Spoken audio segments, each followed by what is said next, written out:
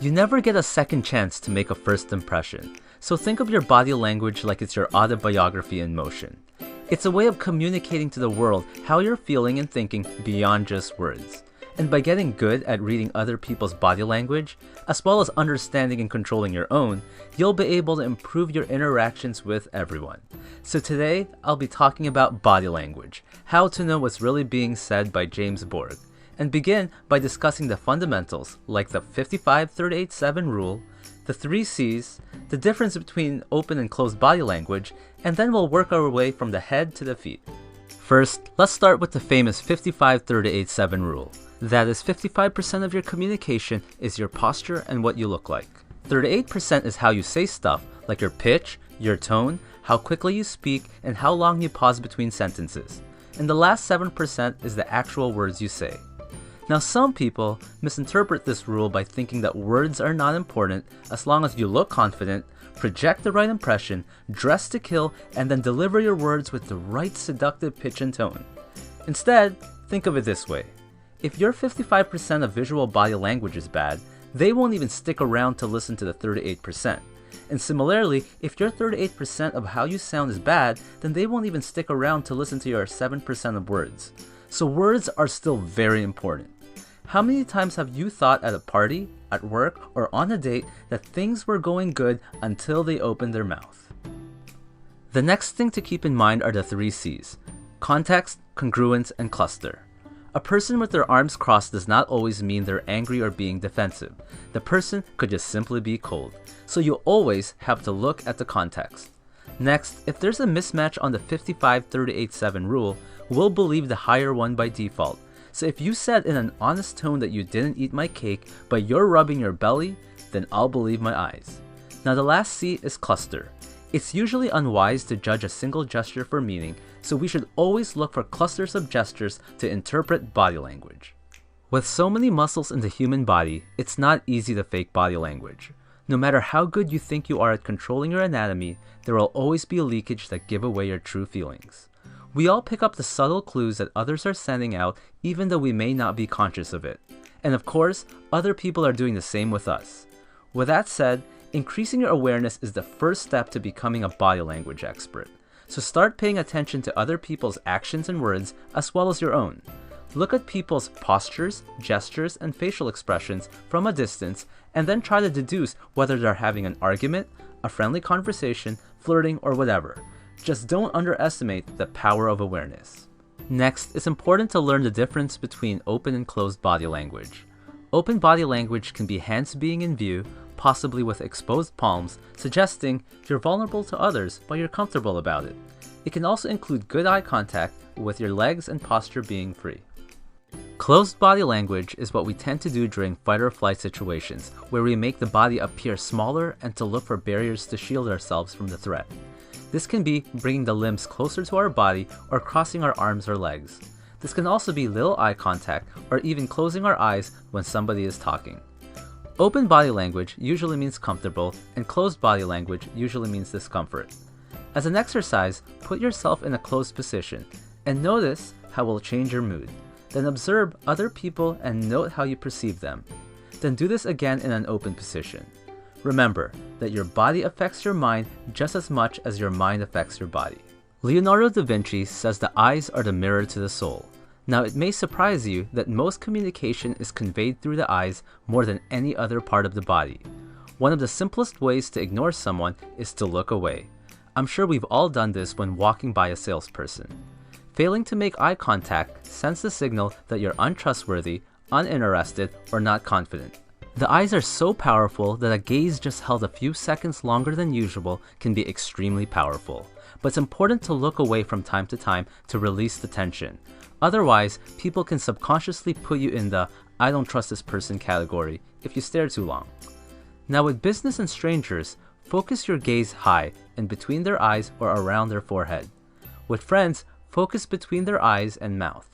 On an intimate level, and when flirting, focus between the chin, long enough to show interest, then gaze back to their eyes. Be careful with this one, but if a person's eyes move up, they might be accessing an image or visualizing something. If they're looking down, they might be accessing a feeling.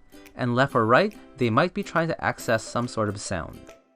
Next, an average blink is 8 to 15 times a minute.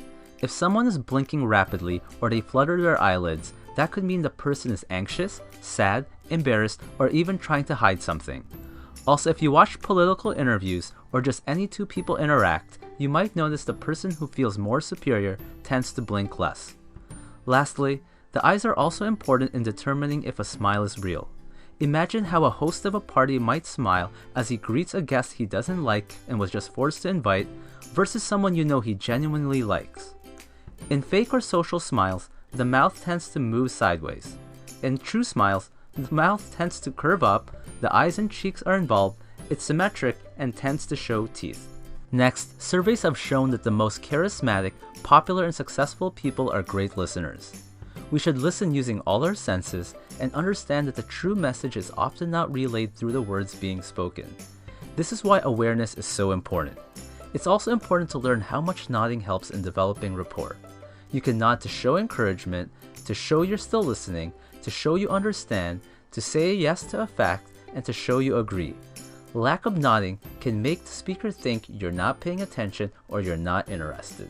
Studies have even shown that nodding allows you to draw as much as 4 times more information.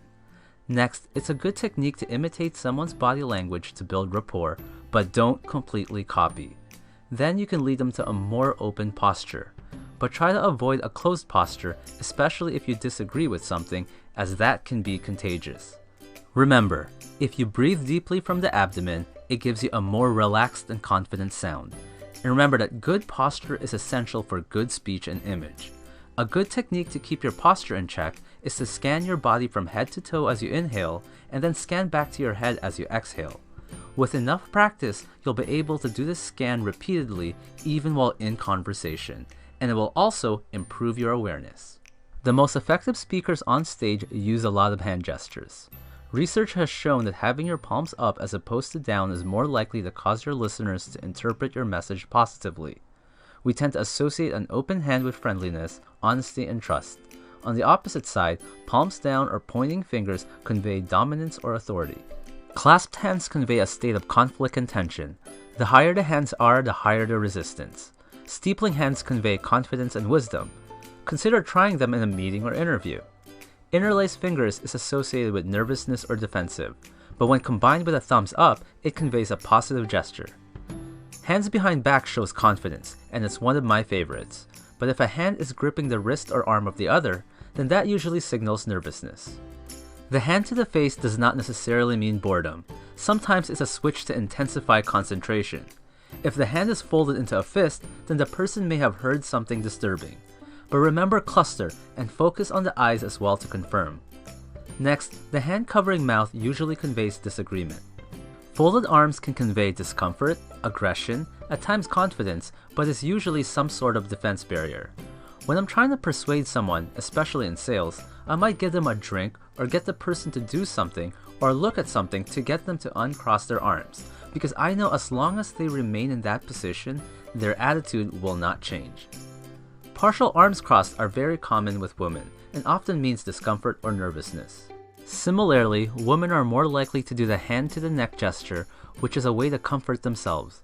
Men are more likely to put their hand under their chin. We are conditioned to turn towards things and people we like, so if a girl is flirting with 2 guys, check which direction her lower body is facing to see who she's more interested in. And if you're in a conversation and the person turns their lower body, it could mean that they need or want to go. Don't underestimate the lower body, especially for detecting lies. Kids early on learn how to lie with their facial expressions, but as you move down the body towards the feet, people are less and less trained. Next, the "one day you can be as good as me" pose can show arrogance and can irritate many people, even if it's not directed at them. Lastly, proximity is very important. You can often tell how close 2 people are based on how close they are interacting. We all have our own personal bubble. You can be rejected if you enter someone's bubble too quickly. Now for 3 things to be cautious about. Number 1, habits can play a factor. It's important to first establish a baseline before trying to really interpret someone's body language. And if you haven't met a person before, you won't know their baseline, and vice versa. Number 2, culture can play a factor. Thumbs up can mean the number 1 in Germany, number 5 in Japan, and up yours if thrusted upwards like you're hitchhiking when done in Australia.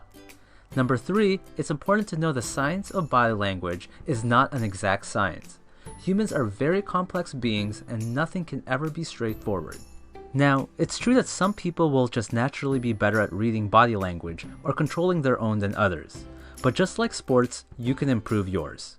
While you may never match the gifted few, you can definitely improve. So with enough practice, you might just become a human lie detector, develop an amazing poker face, ace that interview, and even improve your love life. Thanks for watching.